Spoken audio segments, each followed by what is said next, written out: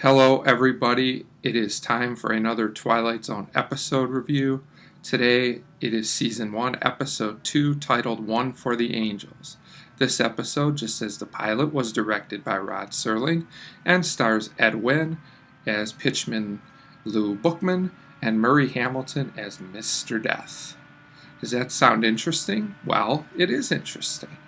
The first thing to note is that this episode, as well as the pilot, Where's Everybody, were both written by Rod Serling, and if nothing else, these two episodes show how Serling could write successfully with two very different tones.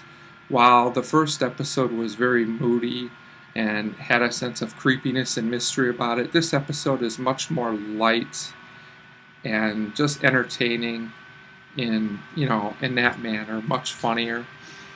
And that doesn't mean, though, that this episode lacks any depth or substance. Actually, watching this episode again, there's a lot more there than what I originally thought. So the first thing I want to say is what really makes this episode work is the two actors.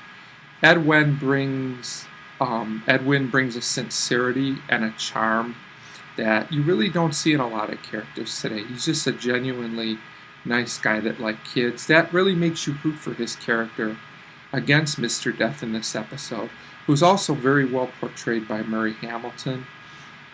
And it's very interesting the way he plays this character, and it works very well off of Ed Wynn's character as well.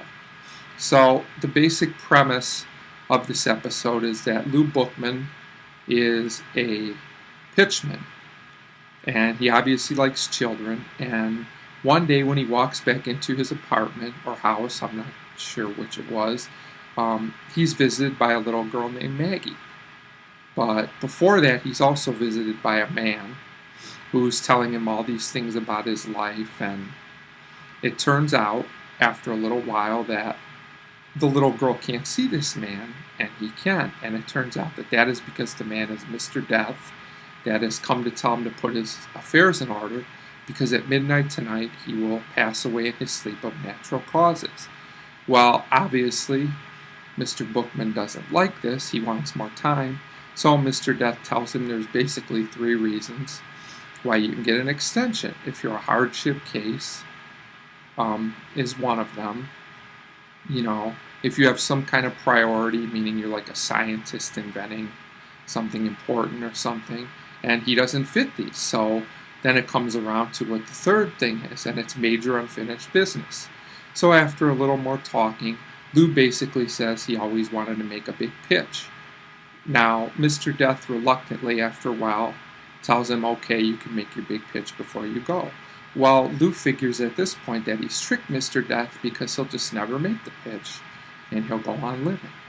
Well, it turns out that Mr. Death has other ideas, and he decides he has to take someone in Mr. Bookman's place because that's how it works.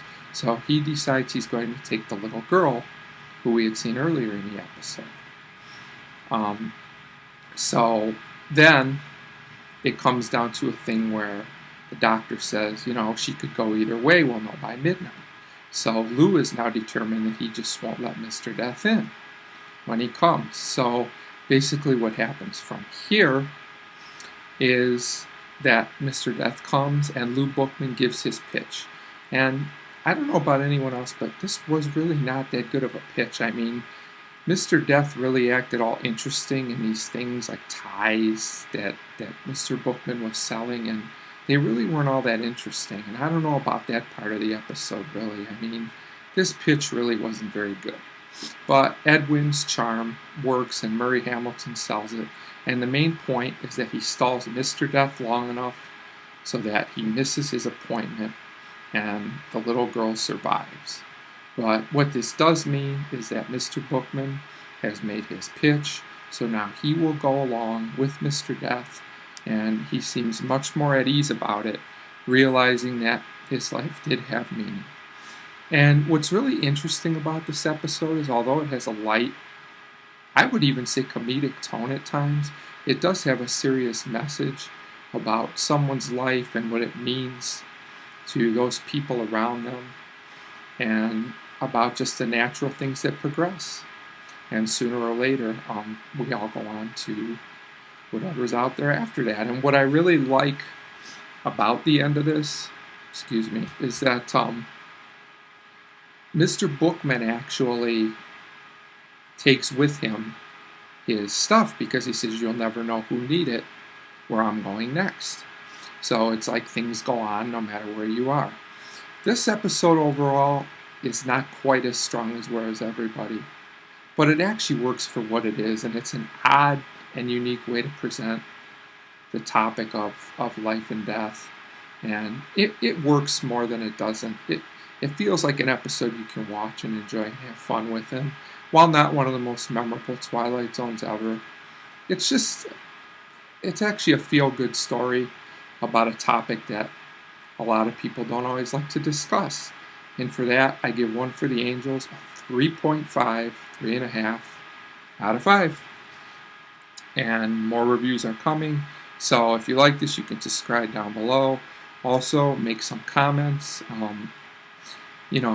good and bad. Tell me what you'd like to see in these reviews. Thanks for watching. Bye.